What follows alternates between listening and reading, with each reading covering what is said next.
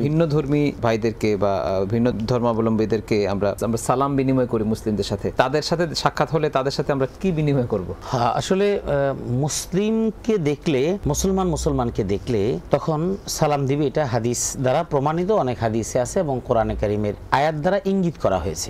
অমুসলিম যদি আমাদের বন্ধু বান্ধব পরিচিত জন হয় তাহলে সেক্ষেত্রে তাকে সম্ভাষণের ক্ষেত্রে আমরা হাদিসে নিষেধ করা হয়েছে, লা তাবদাউল ইয়াহুদ ওয়ালান নাসারা বিসালাম, তোমরা ইহুদি খ্রিস্টান, কারণ তখন এই দুইটা জাতি বেশি ছিল, এর অনেক পরে অন্যান্য সম্প্রদায়গুলো এসেছে। তো এক কথায় অমুসলিম যারা আছে তাদেরকে প্রথমে সালাম দেয়া যাবে না। যদি তারা সালাম দেয়, যদি অমুসলিমরা যদি আমাকে সালাম দেয়, আপনাকে সালাম দেয়, তাহলে সেক্ষেত্রে রাসূল বলেছেন শুধু তোমরা বলবে ওয়া আলাইকুম, তোমরা ওয়া আলাইকুম বলবে, এইটুকুই।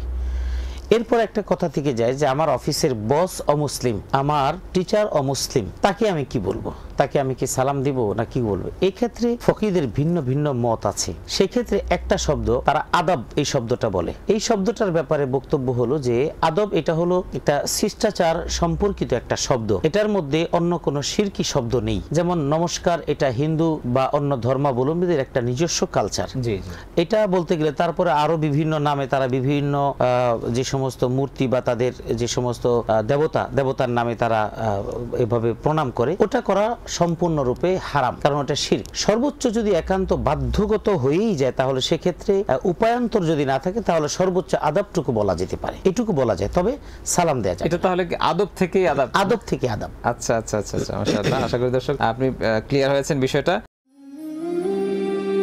হেভেন টিভি, জান্নাতি আহ্বানী প্রতিক্ষণ।